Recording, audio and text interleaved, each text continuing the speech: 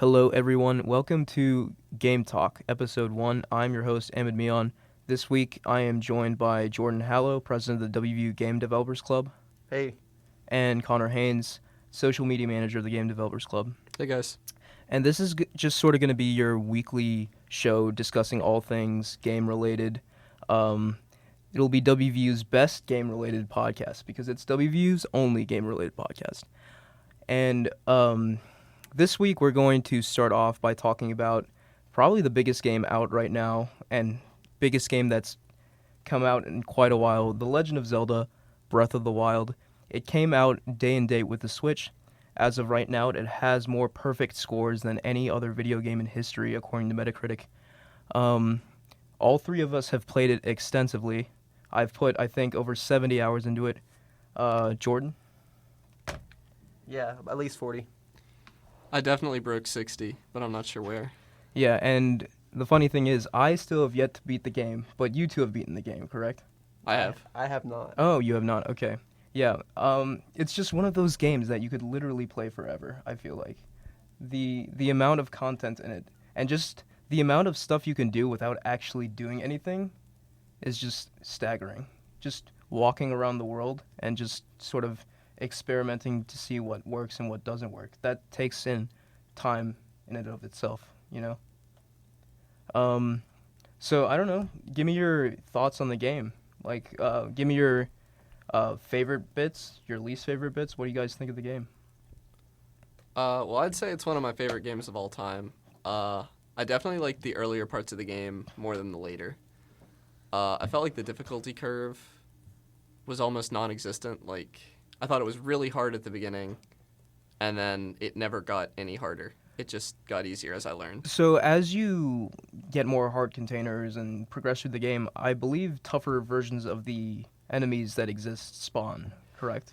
Yeah, you're right. I don't know if it's based on your progress or just, like, how long you've been playing or how many enemies you've killed. I want to say it's based off of hard containers, otherwise it's tough to judge, right? Because you could theoretically just do the main, we'll try to avoid spoilers as much as possible, by the way. You could just do the main quote-unquote dungeons and, proceed to the final area. And, you'll only have like 6 or 7 hearts, And if those enemies were to spawn, they just one-shot you. So I think it does scale in accordance with your health. Right, but I don't think it was enough there because after my probably 20th, 30th hour, I stopped getting hit. Like, it just didn't happen anymore. I don't think I got hit a single time in the final boss Maybe fight. you just got really good. Yeah, I mean, I just don't think the game got more difficult. Enemies just did more damage. I would agree with that. I will say though that I do believe that this is the most difficult Zelda game. Oh, I would agree. I think it has the best combat of any Zelda game ever. Yeah, it definitely took some inspiration from Dark Souls, I think. Most difficult? Yes. I don't know. Do you not agree with that? Zelda 2 was pretty tough. Well, okay. Yeah, I haven't I played personally that. have not played Zelda 2, but I'll take your word for it. I think part of it's just because you don't know what to do. But, No, but that leads into another great thing. Nintendo, for the first time in over a decade, stopped holding your hand with the Zelda experience, Like, Twilight Princess had that, 2-hour-long tutorial, Oh, right? Skyward Swords was even worse. Skyward Swords was so bad, I didn't even get through it. And, Wind Waker's was alright, but it was still there, right? This game just dumps you into the world, and you're free to go. Your first main quest is destroy Ganon. How cool is that, You could do that immediately, or just wait 70, 80 hours when you're fully stocked and leveled up, and then do it. And there's no in-between. Let me rephrase. There's all the in-between, because Nintendo doesn't tell you when to do things that you have to do. Right. I almost wish I had gone and fought him sooner, because I thought that the stuff you get throughout the game made the final boss fight way too easy. Oh, yeah, I certainly believe that will probably be the case for me. Just being a completionist, I refuse to fight Ganon until I've completed pretty much everything I can in the game, and that'll easily take over 100 hours. And I suspect it'll be quite disappointing when I do, because I'll be quite overpowered, but that's the way I want to play the game. I know speedrunners have been having a field day with this game. I think the current world record is under an hour. Yeah, it is. Yeah. It's around 40 minutes, I think. That's pretty incredible. So, I have some critical thoughts. of yeah, it. go ahead. It didn't tell you how to cook at all. You kind of had to See, figure that out. Okay. I believed you when you first said that, and then I watched my roommate see the dialogue that teaches you how to cook. All right, but no, isn't that... So I believe the dialogue that tells you how to cook is optional, right? It is. Just like Yes, everything else in the yes. game. But that's the beauty of the game. The physics-based nature of it is like it encourages you to think of like if this should work in the game. It's like it probably will work in the game, right? So if you have raw ingredients and I you didn't have even the know meat- you could drop things from the menu. And How you was I have- supposed to know that? You never did that before you cooked in this game. you could hold things. You could equip, but there was never a drop option. I didn't go out searching for I mean, it. I There don't know. probably was. You're right, but I was too into the world. I wasn't looking at the menu and seeing if I could drop a stick. I don't understand how that wasn't the first thing you checked, though, personally. Like, because that was the first thing I checked. Like, I was just like, hey, I want to put stuff in this pot. I wonder if I can do that from the menu. I figured it would guide me. I think That's See, that's where that's you on figured you. wrong. That's not this Zelda. No, but I could see that as a valid criticism of the game, though. The complete lack of direction can Yeah. maybe sometimes confound people. I is do what you're agree. saying. There are some elements missing from the tutorial that I didn't notice, though, because I had watched gameplay of Right. some of the first shrines. The shrine in particular is what's it called? Is it Stasis, where you can freeze Yes. stuff? That shrine dungeon, I think, is horrible. I think that it's a terrible tutorial, and I don't remember the I specifics would tear it of to shreds. At one point in the dungeon, and I couldn't say this for myself, but I watched my roommate play it. He was stuck, and there was just a boulder blocking your path, Yeah. and all he had was an item to freeze things. And so he just sat there, and he had no idea what to do. And he was there for 20 minutes, I think. And the solution, of course, was to freeze it and then hit it, and it gets Right. out of your way. So- But there was just there was a sledgehammer sitting next to it. One interesting thing I've noticed about the shrines, the title of the shrine kind of like gives you a hint as to what you need to do to solve the shrine, right? Yeah, usually. So when I heard stasis, it instantly clicked for me. I was just like, okay, stasis is when you freeze an object in time. I just got that ability. I'm going to use that ability, and it was pretty straightforward to me. Yeah, I thought it was clear that you had to freeze stuff, and you had to do that earlier to dodge boulders rolling at you and stuff. Right. But it just the mental leap that you could freeze something and then hit it to move it just didn't happen for him, and I imagine that happened for other people as well. Okay. So do you guys imagine that maybe in the introductory area, let's say where you get your primary abilities, if that was a little more tutorial heavy and then they let your hand go, it would come off better? I just think they could have done with. I mean, I don't believe the game needed a tutorial at all. I'm a firm believer that they could have done it. I mean, it didn't have one. Yeah, the at same all. amount of dialogue it had, I think, was fine. I just think it would have been better if they made it more likely that an enemy would hit a boulder to show you that that was an element in the game before. I don't think it would have required any explaining. I think they could have set up circumstances in that shrine to show you that that was a possibility, Right. and they didn't. Okay. Yeah. There should be options to start it. Like maybe you doing a second playthrough and you don't need it, but also maybe you've never played a video game forever and you decide to pick up a Switch. There should be more detail because we're all used to open world games. Someone that's not wouldn't. A lot of the stuff wouldn't come naturally. So to, I don't perhaps think. something at the beginning of the game where you indicate like your level of experience, sort of like I've played Zelda games / open world games before, I have not, and then the tutorial sort of area can be tailored to that. I Right. think so. I would try to do it without a menu, though. I think the way they did it is pretty good. Like, if you know what to do, you just do it. If you don't, you talk to people.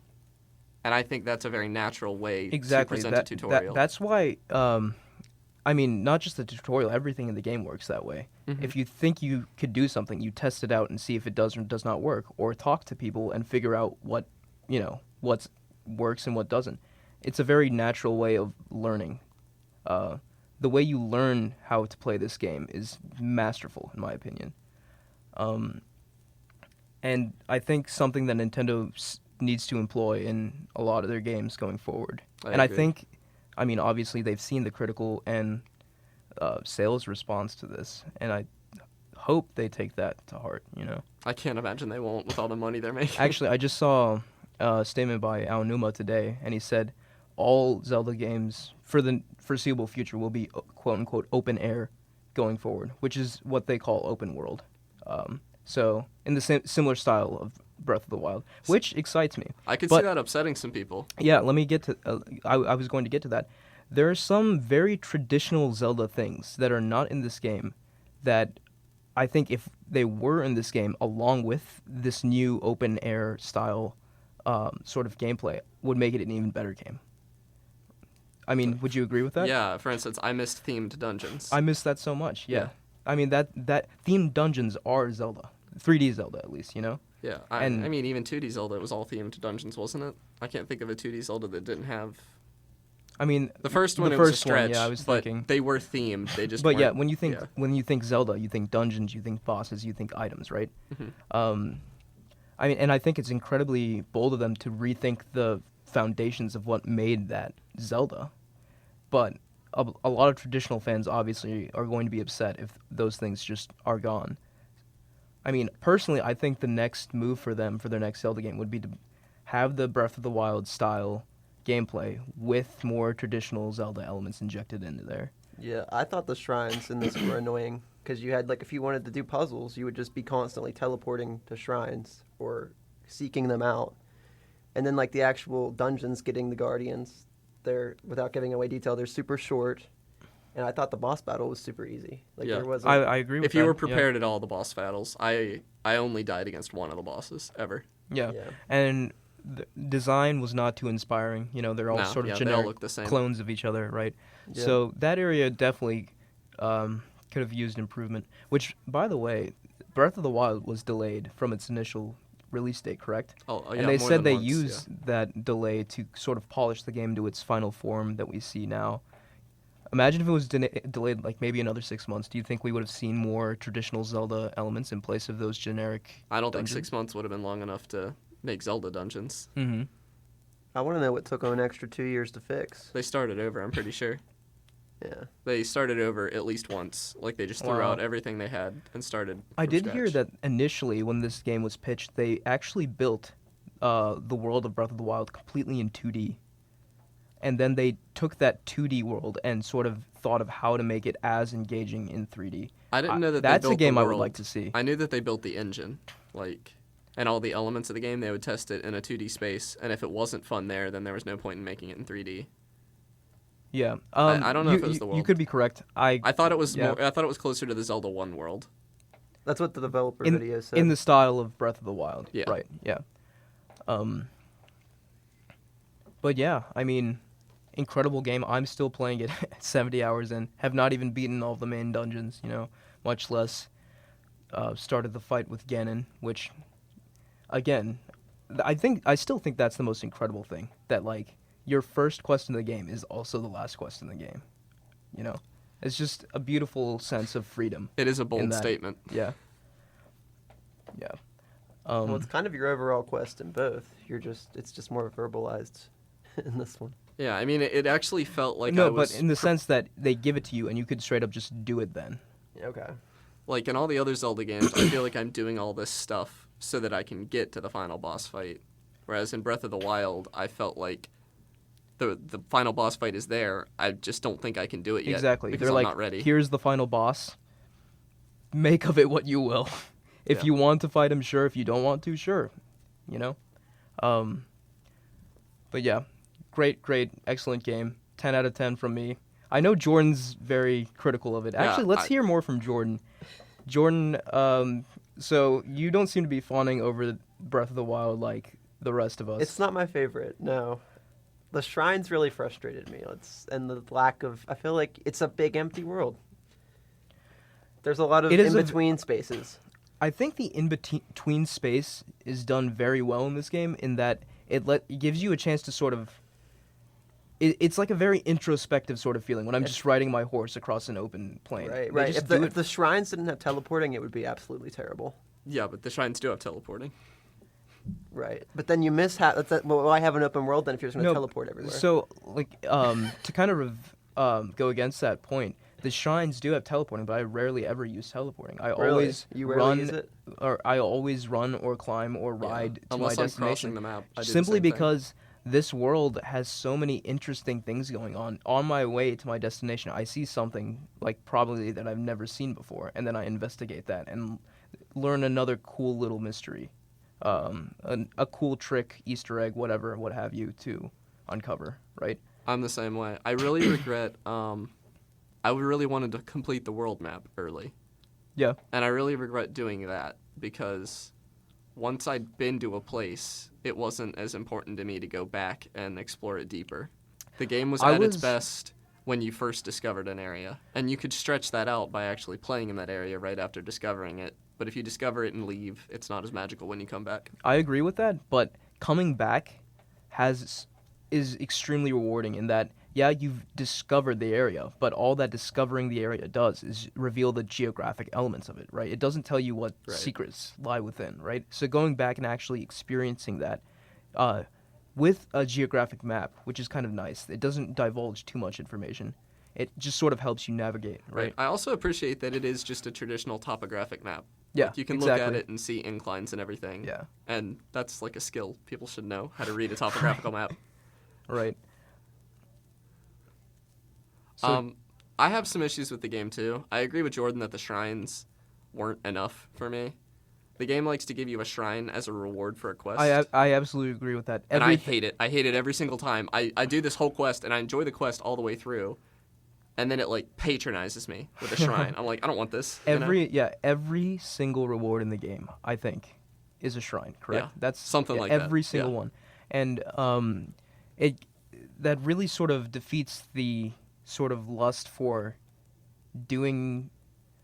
like adventuring in the game, because regardless of what cool thing you find, what secret you stumble upon, your reward is just going to be a shrine and maybe a decent weapon or something. Right. Yeah. I don't understand why they didn't make better weapons either as rewards for some of the longer quests. Right. Like, even if it's gonna break, like, I would like to just have for a while a really strong weapon, especially because it's gonna break. That makes it more valuable. I agree. And another thing that kind of bugged me was super long quest. Here's 300 rupees. That's your reward. Yeah. Here's money. It was like, I don't need this. Yeah. I mean, I thought rupees were more useful in this than any other Zelda game ever. Rupees were done very well. I enjoyed spending and collecting money in this game. Yeah. I still didn't think I never they had were an excess. yeah. Yeah. No, I was around. I mean, I did have an excess at one point, and I was like, oh, I can afford to go buy this house. Yeah. So. Spoilers. But yeah, the motion controls in some of the shrines too could be touchy at times. They're god awful. See, I hated There them. should be an option just to use an analog stick to turn it. They say that playing on the Switch, I played it on the Wii U, and I had no problem ever doing any of the motion That's controls. interesting. Yeah, I thought it was easy. I'm right there with you, Jordan. They gave me nightmares. I wanted to couldn't throw do it in that handheld thing mode. across the room. I instantly finished them, instantly got it, had no problem at all. Yeah. I guess that's one perk for the Wii U version. Yeah. Another criticism I have though is the music, right? The music, I think, in the game is great. There's just not enough of it, and it's not iconic enough for Zelda. Yeah, I think it's very telling. I mean, I think that the music did what they set out to do really well. They just wanted it to be ambient noise. But I think it's really telling that if you look up a YouTube video or anything of people playing the new Zelda game, it's not music from that Zelda game. It's always older music that they're going to use as their intro. No, stuff. like I said, each Zelda game introduces at least one theme that's iconic, you know? I always say this to people, that Star Wars music is to like movie music as Zelda music is to game music. Like, Zelda music is some of the most iconic game music of all time. And so when the bar is set that high, it's sort of disappointing when the soundtrack isn't as engaging as previous entries. Jordan, you look like you want to say something. I feel like I always disagree with you, but honestly, I kind of like the less sound, and then you could recognize the theme in certain spots of it. No, in-game. Don't get me wrong. Like, I enjoy the soundtrack very much. A similar thing was said about the Switch, how there's no music on the menu, and people hate that. I think it's nice. I thought that was a great choice, actually, and how it just opens with small text, no like extravagant menu or anything. Just The Legend of Zelda Breath of the Wild. It's Yeah. a very minimalist approach. I do. The only, yeah. I mean, I think that the music fit what they wanted. Like, thematically, it fit really, really well. I agree. But if you ask me to hum a song from Breath of the Wild right now, I couldn't do it. Yeah, I couldn't do it. And I don't think I could. It's- There's no other I mean, Zelda it's game that sort I of cared hard about so much to that I could say hum. that. It's sort of hard to hum staccato piano music. You know, Yeah. it just sounds like a dolphin chirping or something. But yeah, I mean, small. I guess the Guardian theme in is pretty iconic. meh. That's all I got to say. Like, I mean, to if I heard that walking around, I would like tense up probably. that. Oh, did you guys see that April Fool's joke from GameSpot.com? Yeah. I fell for that so hard. Okay, so Jordan, You have to tell me. I probably have. so they put out an article. It's like if you combine these 3 rare items with like a giant ancient core, you create an item called like an ancient key, and you can use the key to pilot guardians, like control them. And I totally fell for it. I was Oh, like, come this is the on. coolest thing. I knew it was Yeah, fake the and second then I saw I it. fall for April Fool's stuff every year. I Which watched the whole sort of a video, tangent, sort of a tangent. That already burned me on April Fools. And then later that day, when my friend told me, "Oh, the new season of Rick and Morty is out," I was just like, "No, it's not. I'm not even gonna entertain this with checking." And then I checked, and it was out. And that was the greatest reverse April Fool's joke I've ever seen in my It life. was really good. Also, Also, Let's just talk about April Fools for a minute. yeah. What do you have to say? I mean, there's a lot of fun stuff out there. Google made that gnome thing. It's outside. It's like their home, but it's gnome. oh and yeah, it's in I the thought that was garden. hilarious. Yeah, people. I don't know. A lot of companies have too much fun. I think with April Fools. Did you guys see- Maps had Pac-Man again. Reddit's April Fool's Day this year wasn't funny at all, but it was kind of cool. It was a subreddit called Place, and it was just this giant canvas, and I think it was every 5 minutes you could place 1 pixel, Okay. and it was like it just became an all-out war, and they left it up for 3 days, I think, and it's Jeez. finished now, and like the stuff people were able to create despite fighting each other so chaotically is pretty impressive. The hive mind created something beautiful. Yeah. But anyways, getting back on topic, yeah, The Legend of Zelda Breath of the Wild is a fantastic game, one of Nintendo's best, and that is saying something considering the pedigree of that studio. I know Jordan, you don't think so, but your opinions. It's definitely the top 3. See, yeah, even the guy who ragged on the game thinks that. So what does that say? But yeah, if you haven't played it yet, definitely go out and check it out. You owe it to yourself, Zelda fan or not, to check out this game. Yeah. I have a closing question for you, Andy. Sure. Would it have been better with achievements? Okay. Yes, it would have been. I disagree. I think it absolutely would have clouded the vision. It didn't need achievements at all to be a great game. All right. For more on that, listen to our next episode. Anyway, moving on to our next topic, digital and physical storefronts. So, I think we have very different opinions on this topic as well, Jordan. You think physical storefronts are more, relevant, important, salient than digital? Did you say that? I might be I putting would words say in your I mouth. just like having a physical copy of all the software I have Oh, in case, I for absolutely backup agree. purposes and just, if you're in a place that doesn't have internet or you're on an airplane, I guess, and you have your laptop, you can play your game if you didn't download it. Okay. You can play a downloaded game offline on your laptop. Yeah, but it has to be downloaded. If I decide I want to play a game that I haven't downloaded, Then you're not going to be able to. You don't own that game. but you're I not can going to be play able to it go with buy my it. disc. Okay, so let's move more towards. Who's going to carry their disc collection on an airplane? It's like the CD collections in the 90s. People did that. People did do that. Just get but a bigger hard drive. let's move on to the actual storefronts themselves, like physical stores like GameStop, EB Games, digital storefronts like Steam, itch.io, the PlayStation Network. Where do you guys lie on? Connor, you want to say I'm something? real passionate about this topic. The only storefront that is bad enough, the only online storefront horrible enough to get me to go to a GameStop is Okay. Nintendo's. And it's atrocious, and it always has been. And I'm not confident the Switch is going to do better. Confession, I don't think I've ever bought anything from a Nintendo's eShop. It's a so- nightmare. There's no refunds at all, which I think is true on the 360 or whatever, Xbox Live and PlayStation, And PlayStation, Network. yeah, that's a thing. That's atrocious, guys. You can't do that. But I also just, I don't know. Nintendo's the only one so bad that I will never do it again. So what was bad about it? I bought it, their store. This is partially my bad, I'll be honest, but I was already frustrated. I wanted a copy of Breath of the Wild. It was release day. I bought it online, and I had bought the biggest Wii U you could, and I'd never downloaded a game ever. Yeah, And I'd only played, and it couldn't fit. Yeah, it couldn't fit. That's really funny. So I had to delete like a little bit of DLC I'd bought or something. Yeah. They didn't tell me it didn't fit until I'd already given them my $60.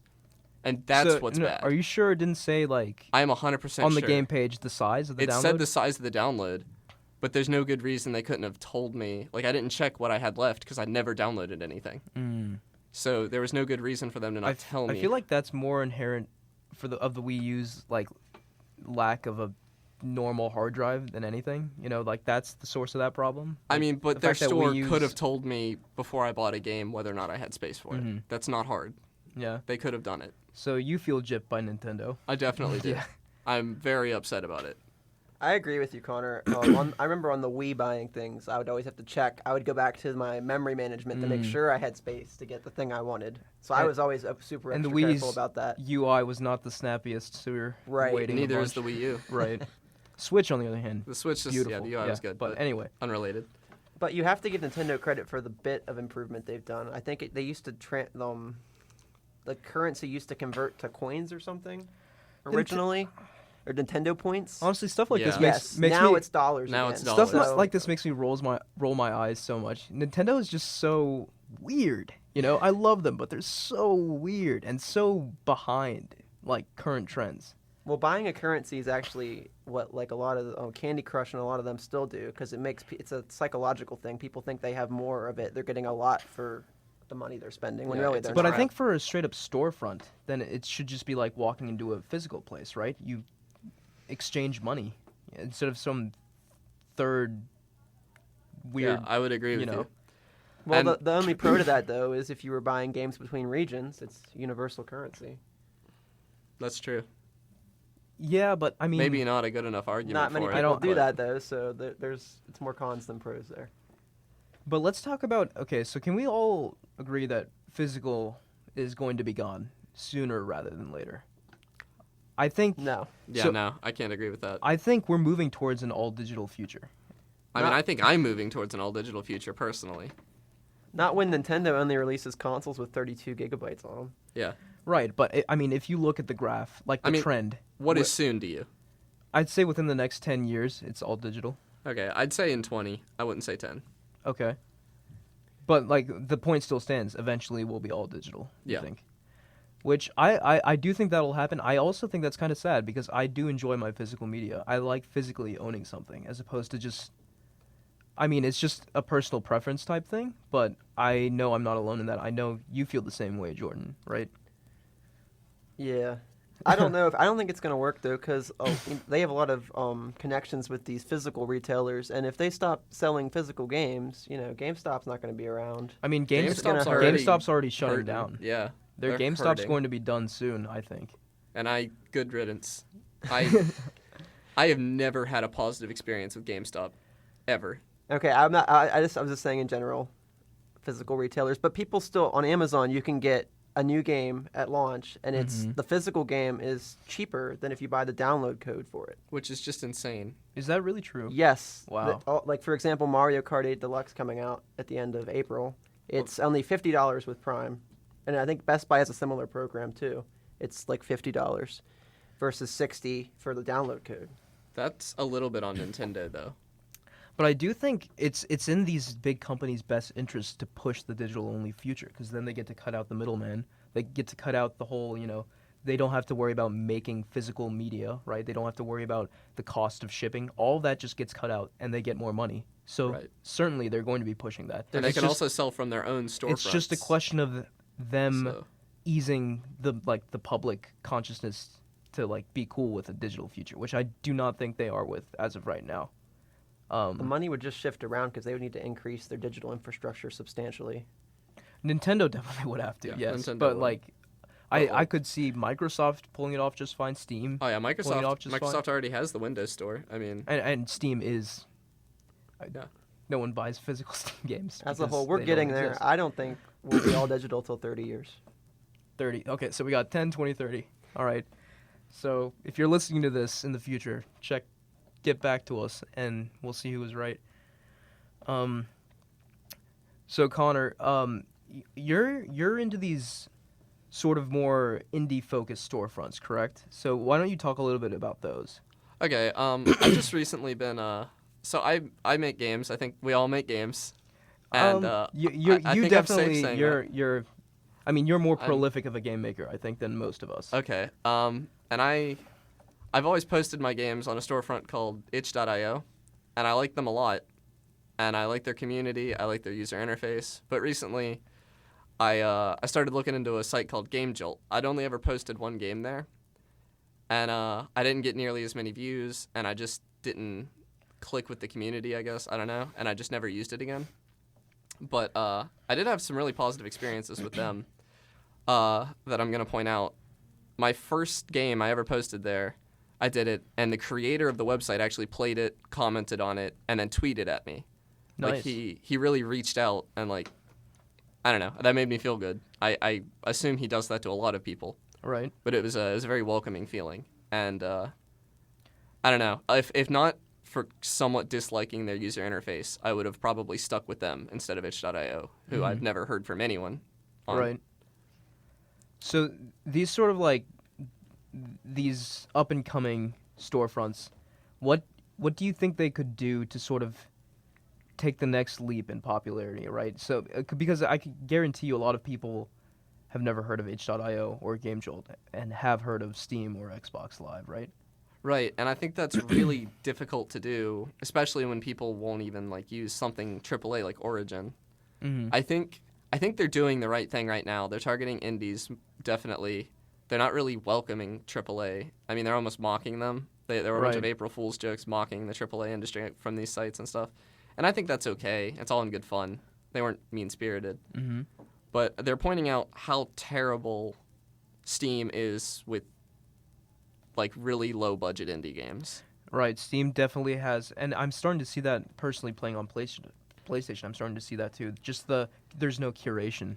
Right, and I think itch.io, I'm not positive, but I'm pretty sure they're featured in everything. They have employees playing those games Mm-hmm. and like actually curating their front page, Right. and that's great because like they actually play the games and decide what's good, whereas Steam's using algorithms that I can tell you don't work. I Right. have not seen a game on Steam's front page that I wanted to buy in months. Mm-hmm. It just hasn't happened. I've had to go and search it out for myself. I think their algorithms just don't work at all. And I also think Greenlight is a mess, and they agree. They're getting rid of it. So as far as featuring quality games goes, they seem to be on top of that. I think itch.io definitely is. Game Jolt, not as much. But I was getting towards in order to expand their audience, do you think maybe they should bite the bullet and put a couple AAA titles up on? I think it For would have to be storefronts? exclusive for it to do any good. Right, because otherwise they just go So, to the platforms. that we're Yeah, I familiar mean, with. if anything, they could maybe get. I think Triple I is a term that's Triple I, coming out really? recently. That's Yeah, really and fun. that's I've never heard of that. bigger budget indie games. Wow. And I think if they could get an exclusive from that field, then they're not only going to get a bigger audience, but they're going to get a bigger audience that is more targeted at indie games. I mean, the indie game development scene is only growing, and it's only going to grow, right? Right, which So is terrifying and amazing at the same Yeah, time. it's not a leap of logic to assume that we'll get our first quote unquote triple I indie game on one of these storefronts, only available on one of these storefronts, and it's just so good that people, will access the storefront to get it, and then become acclimated to that storefront, giving it more revenue, more popularity. Right, and they're already doing a lot of stuff to attract developers. Like, I know that I haven't seen, there's an NDA you have to sign to work with Valve and Yeah. stuff to get a game put on Steam, so I haven't seen the numbers. But I can say with high certainty that itch.io takes a smaller cut, and you get to choose the cut. Like, when you put a game on itch.io, there's like a sliding bar, I'm pretty sure. I don't charge for any of mine. But there's a sliding bar for how much money goes to you and how much money goes to itch.io. And I think 10%'s the minimum. I think. Okay, so but that And that's level, pretty low. That level of that option of customization is definitely welcome, though. Definitely. I mean, I think pay what you want is a huge thing right now. Right. So yeah, I've been learning a lot about these storefronts from you just now. So it seems like they've got a lot of solid ideas. Yeah, Right? it's also worth noting itch.io and GameJolt both have a client as well to like compete with the Steam Okay. client. Nice. I didn't know that. Itch cool. has a really good client, and it also has like I don't know what the term is. I call them Delta updates, where it doesn't make you re-download the entire game. It just downloads what changed. Okay. I don't know that GameJolt So, supports that yet. Okay, similar to like just a patch. Just a Right. patch, yeah. Okay. Yeah. And that's super important, and that's a feature that a lot of these sites did not have previously. Great. Okay. How much marketing have these smaller stores done to the mass media though? Because I know like whenever they advertise for like the new AAA games on TV, I'll see like a little Steam icon below with the PlayStation and stuff. I don't know if GameJolt and Itch have really Right. pushed that. I don't think they have. definitely don't. I think they rely on the people making games. Yeah. They rely on the developers saying, "Hey, you want to buy our game? You're gonna have to come here to do it."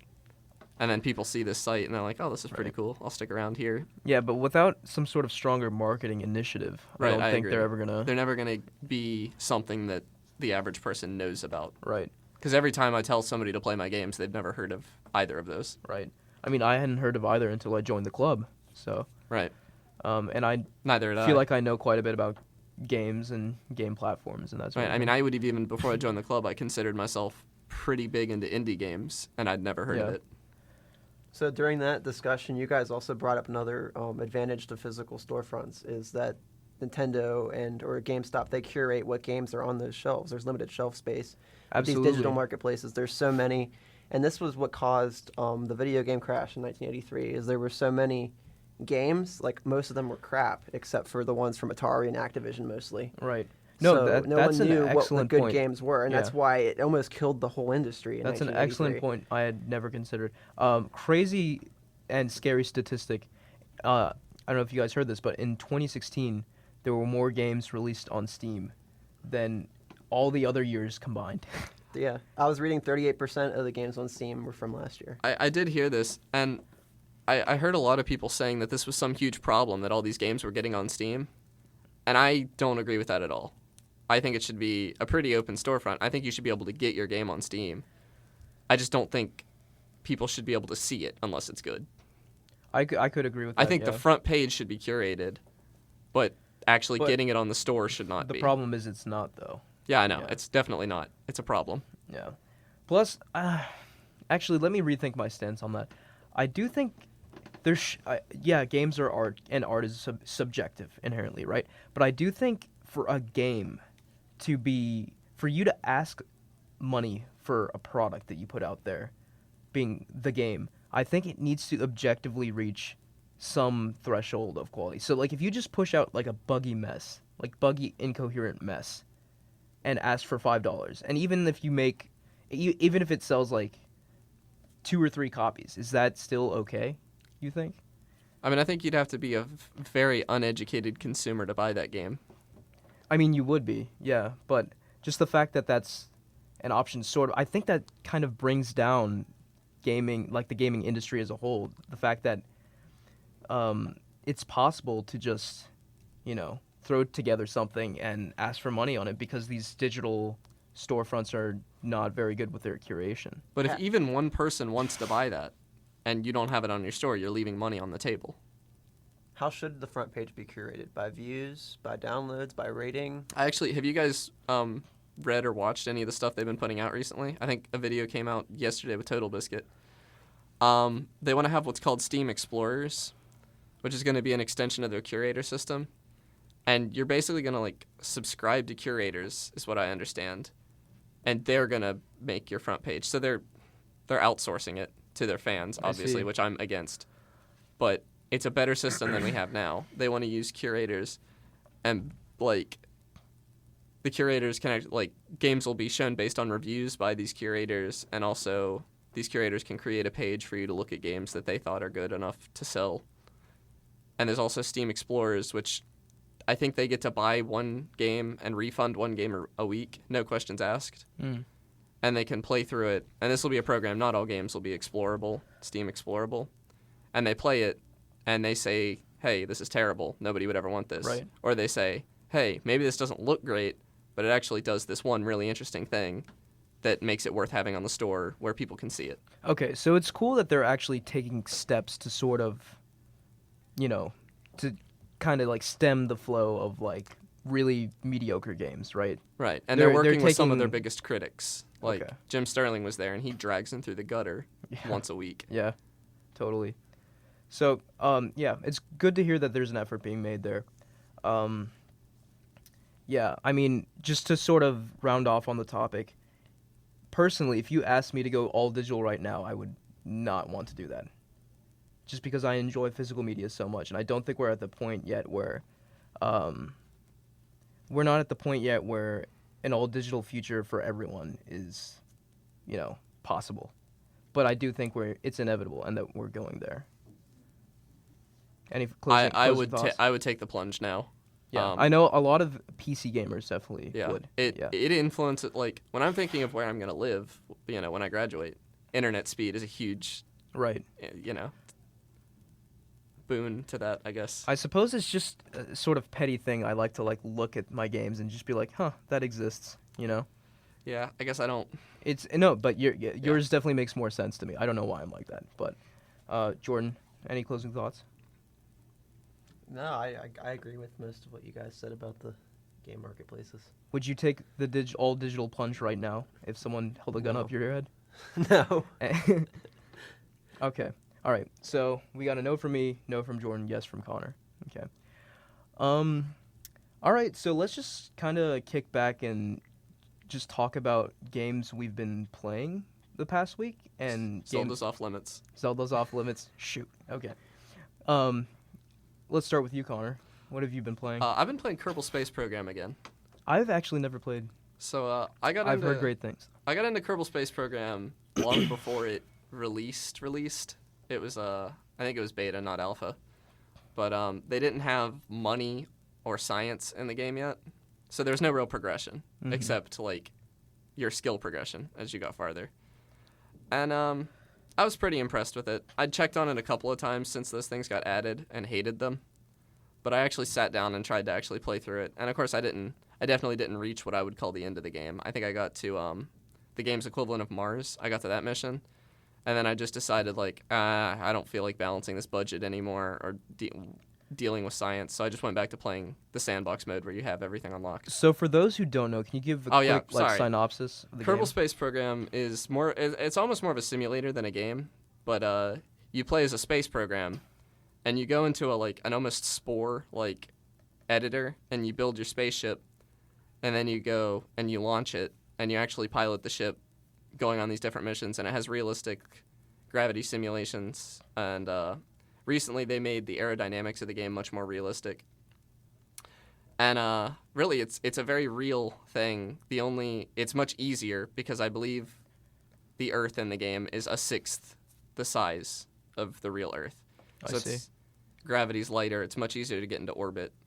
So when you're on a planet, can you move around on it? Yeah, you can get out. You can get your astronauts out and walk around, Really? collect soil samples. Yeah, Wow. it's made in Unity, too. Really? Yeah, and it's just a phenomenal game. I love everything about it. It has so much replayability. Just 'cause, So it's like No Man's Sky with direction. yeah, I mean, it's like, what if that was a good game? It's also, I mean, I wish Spore's space stage had been more like it. Because it plays a lot like Spore, where you're building your spaceship and all. Right. And there's just so much you can do in it. Like, I've seen challenges. People can get to the farthest planet in the game with, a 4-ton rocket. That's insane. Mm-hmm. 4 tons is nothing. My rocket to get to the moon is, 20. So what's, kind of the scope? Is it solar system, galactic? Yeah, it's one solar system. Okay. And, to kind of ease out the difficulty a bit, they gave the Earth planet, they gave it 2 moons. One being smaller, farther away, and on not on an equatorial axis. It's kind of tilted. Yeah. So you have to And you can explore the moons as well. yeah, you can land on them, walk around on them. Yeah. It sounds like my kind of game. Yeah, the only thing you can't land on is a gas giant and the sun. Well, that makes sense. Yeah. It's very fun. I don't know. I'd find it hard pressed to find complaints about it. The learning curve is very, very steep. Okay. I had a lot of trouble with it. and I'm still not very good at the game. I would say I have, I think 200 hours, and I would still 200, consider wow. myself bad at it. Wow. And I don't use, there are mods and everything to make it a little easier. Like, delta V is a term used to, it means the amount of velocity you can change given your current amount of fuel. And there are mods that calculate that for you and stuff, but I just kind of eyeball it. Yeah. So that makes me bad at the game. But that's just the way I choose to play it. I wonder how actual astronauts would play this game. You know? I mean, Do you think they would actually NASA's calculate? worked with the Kerbal Space Program guys. Really? Wow. And I So their math is accurate. Oh, yeah, for sure. Yeah. They actually released missions at one point, I believe. NASA helped them design missions to release for the game. That's so cool. Yeah. Oh, it's very cool. You can, like, they're asteroids, too. And you can fly up, rendezvous with these asteroids, attach to them, and fly them back. And I've seen people land them and stuff. Like, That's these so cool. Yeah. Wow. I It's- think you might have just convinced me to buy this game. It's don't buy it right off the bat. It actually has one of the best demos of any game I've ever played. Really? I got 20 hours. Is it only on PC? It is. Okay. No, wait. That may not be true. The demo I think is PC I'll look only, into it. Okay. But Kerbal Space Program itself is not PC only. All right. I yeah. got 20. The demo is just some earlier parts in the game and the moon. And Yeah, I got I'll check that demo out, and if I like it, I'm probably gonna get it on PlayStation for It's, them trophies. It's so good. Jordan, what about you? Snipperclips. Snipperclips. Just back away from the mic. That's all you gotta say. No. So for those who don't know, what is Snipperclips? So basically, it's you can play it single player, but it's better with at least 2 people. You each control this little paper character, and you cut each other to form shapes, or play basketball, or get eggs to the nest. All kinds of different kind of mini puzzle things. So it's a sort of like a bunch of mini games that's best played with a partner. I guess, yeah. They're Have you- all yeah. Have you been And- playing it single player, or have you been I've playing done it a little bit single player. It's a lot more frustrating when you're by yourself, actually. Yeah. So Snipperclips kind of continues the Switch's philosophy of like great co-op, right? So I think it's cool to see a game like that on launch for the Switch. I've played the demo with some friends, and it's a lot of fun. So I can definitely vouch for it. How much content is there in the game? Like how many levels? There's a good number of levels for what you pay. I think it's like $20. $20, yeah. Yeah. Maybe 15 actually. I don't know. No, I think it's 20. I want to say 20. Okay. I don't know Yeah. the Switch though. Yeah, there's multiple like worlds, I guess. It's like groups of levels. So, Was it- And then there's some levels that you can only play with 3 or 4 people. So Was it released only on the eShop? yes, I won't be getting it. yes, it's only on the eShop. The problem with So one of there's the no things- physical version. If it was physical, they'd have to charge more money because Nintendo has a policy with the Switch that they can't charge cheaper for the download versions I see. than the retail. Okay. Anything else? Snipperclips? Try it. Yeah, If you have a Snipperclips Switch, is get Snipperclips. Snipperclips is the Definitely stuff. the second Yeah. best game right now, I think. I feel like I talked about Kerbal Space Program for too long now. No, I just don't have much no, to say about I mean, Snipperclips. I think there's more to talk about for Kerbal Space Program than Yeah. Snipperclips. But okay, so I'm kind of cheating because this isn't a game I played the past week, but the other major game I played recently, other obviously than Legend of Zelda Breath of the Wild, is a game called Horizon Zero Dawn. I knew you were gonna say that. For only on the PlayStation. It is an incredible game. It's an open world action adventure game with a sci-fi backdrop. So the premise is it takes place an undisclosed amount of time in the future on Earth. Humanity has become tribal again. There are villages scattered all over the continent, and there are these giant machine-like dinosaurs roaming the planet. Why? Who knows? That's part of the mystery and part of the allure of the game. And these people hunt these machines down for parts to sort of like enhance their daily lives. And the protagonist of the game is a woman named Aloy. And there's just such a level of intrigue and mystery and a sense of real history to the game that I haven't really seen in games that I've played recently. Just the level of lore in the game is fascinating. Like normally when you have like 20, audio logs to listen to find throughout the world, you're just like, okay, probably going to pass on that. But I vehemently sought out these audio logs because I wanted to learn more, just get a little sliver more information about why the world was ruined the way it was, where these machines came from, like who is Aloy exactly. So the lore is great. Another great thing about the game is the gameplay itself. Just the action in the game is pulse pounding. These robot dinosaurs don't move the way you think they will. They are very their behavior is very erratic, but at the same time it makes complete sense from like their design perspective, like the movements they make. And you have to really kind of have quick reaction times and really sort of like discern like, okay, this machine has a fuel tank on its belly. If I shoot that with a fire arrow, it'll explode and do extra damage, that sort of thing. So you sort of like parse together a strategy based off the construction of the machine itself, and I think that's really cool. That is very cool. Massive game. It took me 45 hours to platinum. So I beat the game in, I want to say like 35 hours, and then it took an extra 10 to like get all the collectibles and stuff. But that, along with Zelda, pretty much constituted my spring break. Both open worlds, both very different, but both must-plays in my opinion. I'm interested in the audio logs. Would you say that was like the best way to deliver their story?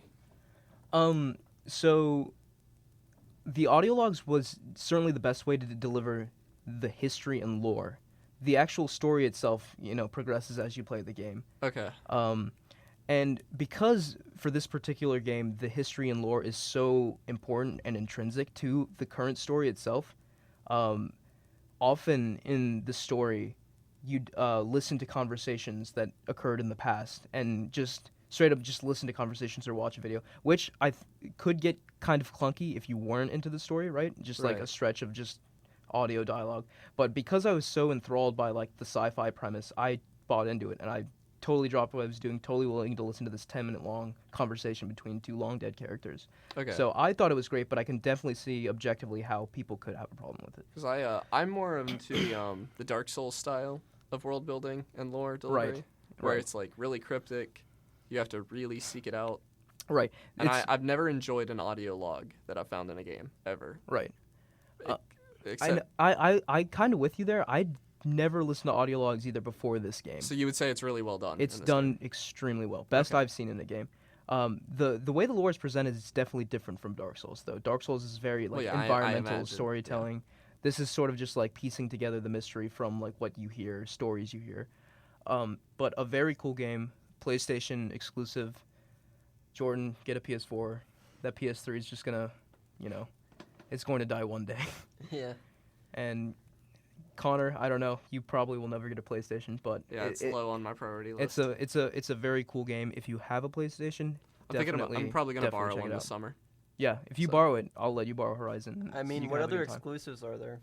Bloodborne. On PlayStation. Bloodborne, yeah. Bloodborne's the big one. That's the one I want. Is the GOAT. Uncharted. Uncharted 4, which personally, Uncharted is my favorite series, so that's a big deal for me. Yeah, same. Coming up, The Last of Us 2. Yeah, that's I'm not what I as was about excited to ask for that about. one. When's that? Oh, when's are that you kidding coming me? out? A long time from now. Yeah, might as well go out and buy one today. Okay, then. so let's see. Just this year, Nier Automata as well. That is not exclusive, I don't think. Oh, it's on PC as well. Yeah. Excuse me. Yeah, so I PS4 was gonna say, I was PC, like this close to buying it. Yeah. I haven't played it, but I've heard great things. It's got a great Metacritic score. I hear it's one of those stories. Ratchet and Clank. If you ever played Ratchet and Clank as a kid, the remaster they put on PlayStation is phenomenal. It's not even. No, excuse me. It's not a remaster. It's a remake. They remade the first game from the ground up, and it's a lot of fun. Is there any Little Big Planet? There is Little Big Planet 3. Yeah, Little Big Planet 3. 3's been out for a while. It's on. It's on 3 and 4. well. Yeah. Oh, is it? Okay. And Media Molecule's new game, Dreams, if they ever finish it. I love Media Molecule. They're one of my favorite studios. Have you looked into Dreams at all?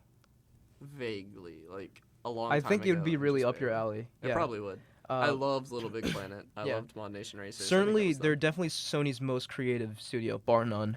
They're always interested to see what they do. I'm kind of worried about them, though, because Game doesn't come out soon, I feel like Sony will, put them on the chopping block. Oh yeah. But I'll tell you what, I'll buy a PS4 if they release Little Big Planet Karting 2. Or a new Jack and Daxter game. oh, I actually heard from the PS2 on PS4 feature. I don't know if you guys know about that. They're bringing PS2 games to PS4, upresing them to 1080p, making them have a stable frame rate. Anyway, they're putting the entire Jack collection along with Jack X on PS4, which I think is really cool. That was just announced like yesterday, I think. Okay. And I'm a huge Jack and Daxter fan, so that's... Did you hear That's a big deal. Crash Bandicoot may not be exclusive? So it is and it isn't. It's so weird. Like, one day it is, one day it's not. I think currently the story is that it is exclusive, but who knows, I mean, it's being made by Activision, I believe, so I could totally see that being on Xbox, Switch. That would just be crazy. Yeah. But as of right now, I think it is exclusive, and then that's another huge get for them if it is, Yeah, that's So- a big one. I don't know. I've been very impressed and entertained by Sony's first party catalog thus far on PS4. Yeah, So they still just don't have enough for me to justify buying it. I'm surprised Bloodborne didn't do it for you. And I was this close to buying a Switch just for Zelda. Yeah. And I will buy. I don't know. I'm still, maybe once I finish all the Dark Souls games, Bloodborne will do it for me. But right now, I still have other games on a platform I own that I Right. can buy. Bloodborne is still my favorite Souls game. Really? Yeah, I'm into it's, it. it's so expensive. It's not portable. I mean, there's a lot of cons. Anything's portable if you set your mind to it. My PC has a handle on it for that reason. It only weighs like 30 or 40 pounds. On that note, I think we're going to wrap it up for this week. Tune in next week for stuff that we haven't thought of yet. All right, my name's Ahmed. I'll see you guys later. Bye.